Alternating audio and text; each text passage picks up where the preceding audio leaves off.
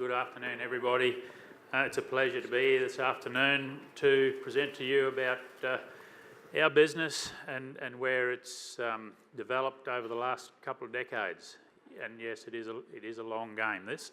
So, and hopefully present an example of you only get what you select for, and make sure what you select for is what's going to keep you in business. The Northern Australian cattle herd has indirectly selected against for fertility for about 50 years because the most fertile animals died due to environmental conditions and limited management of the breeder herd.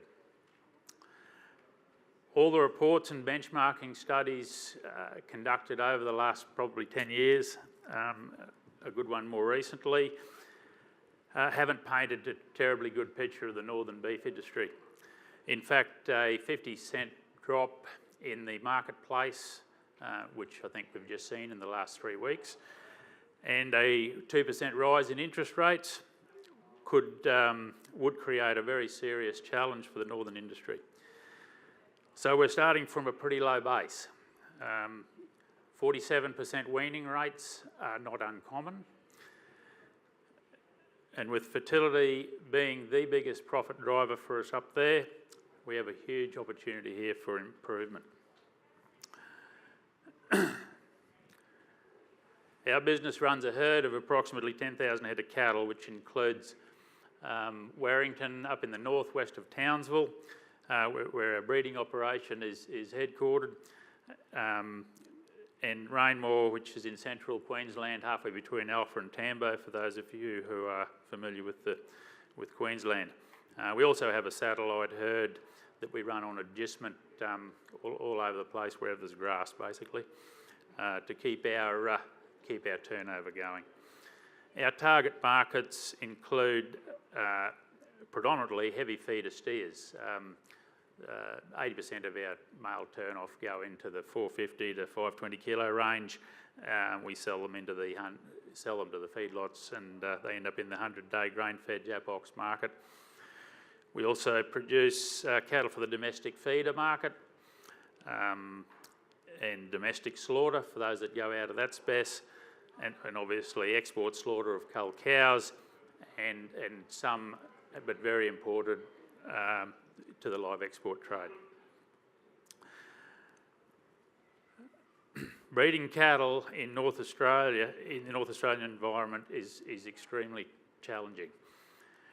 The reason for this is that the protein levels in the pasture for up to sometimes 7 or 8 months of the year are at or below maintenance levels of the average breeder, which their requirement is of 6%. So we've got environmental conditions of 40 plus degrees in the summer, and certainly at Werrington we've recorded temperatures of at -10. So to get an animal to perform in those conditions is certainly a challenge. Breeder mortality rates are high and very low reproduction rates in the region of common in most years. Limited livestock market options also add to the viability issues of the northern businesses. We purchased Werrington in 1980 off other branches of the family, and in our first 2 years of ownership, basically lost half our breeders in the droughts, in the 1980 and 82 droughts, so 50% of our breeders died. So we learnt some pretty important lessons, and big ones, early in the piece. In the early years, to counteract these extremes and to stay in business, basically, we were conducting several weaning rounds a year.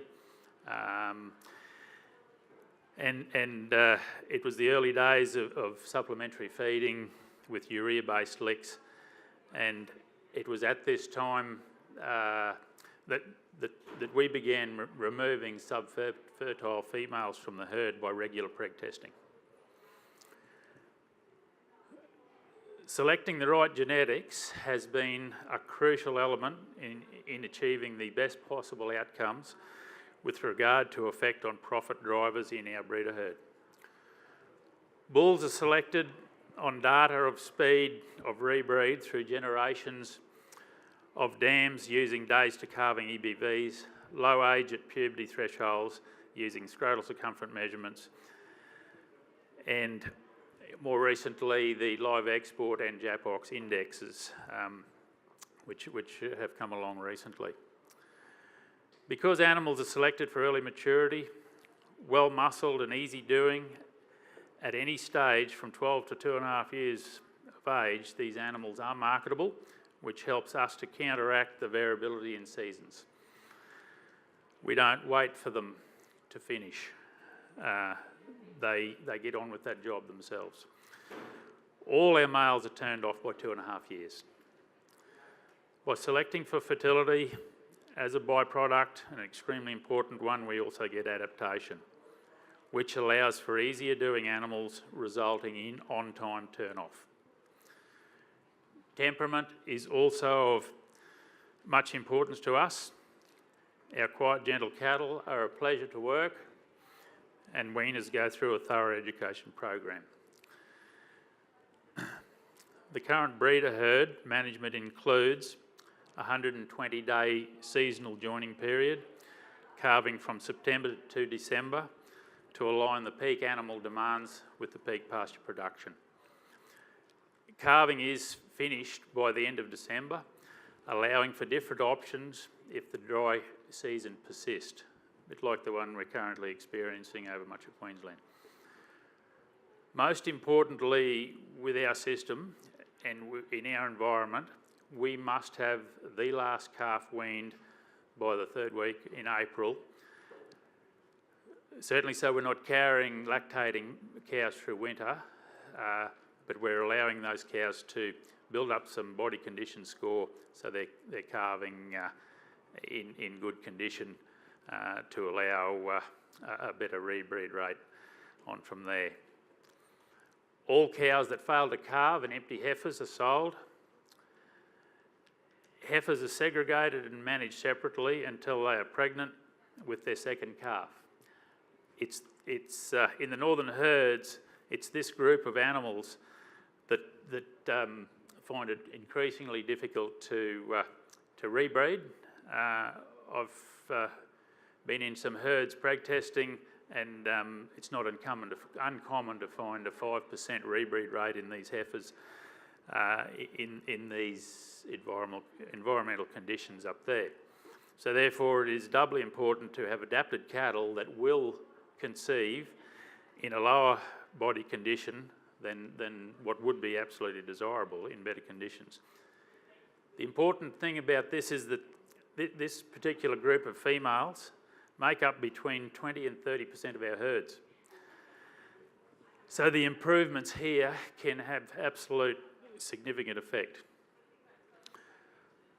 These strategies have resulted over the last 20 years an increase in a weaning percentage in our business from 46 to 76%, breeder mortality is down from 5 to 0.5, and our cull cow slaughter weights have increased by 10 to 15%. A run of cows slaughtered 3 weeks ago from Werrington dressed 241 kilos, which is up from about 210 to 220 15 years ago, despite having never selected for growth in 40 years. These management strategies have helped lower input costs by being able to target our supplementary feeding and less mustering. The supplementation of phosphorus throughout the year has also helped improve our production results in line with the results published from the Kidman Springs trials. A significant bit of a game changer, the phosphorus addition to our supplements. Accurate records are crucial to measuring annual breeder performance. We can only move forward if we know where we currently are. We have just inducted our 2.5-year-old heifers into the Northern Genomics program. They weighed 286 kilos and 80% of them were wet or pregnant to calve September and finish by mid-December.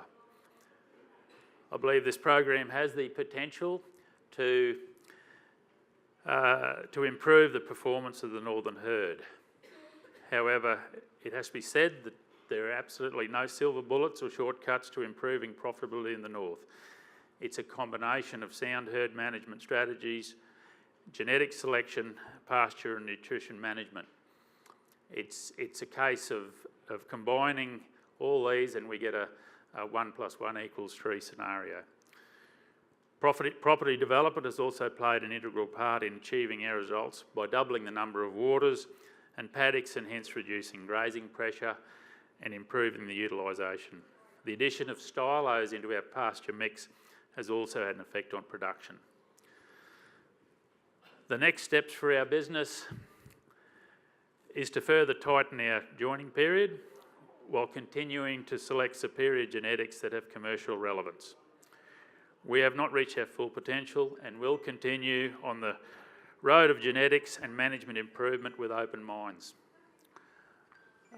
This wouldn't be complete without me acknowledging the people and organisations which have taught us firstly to measure where we're at, and then challenged us to change and improve all along the way over the last 20 years.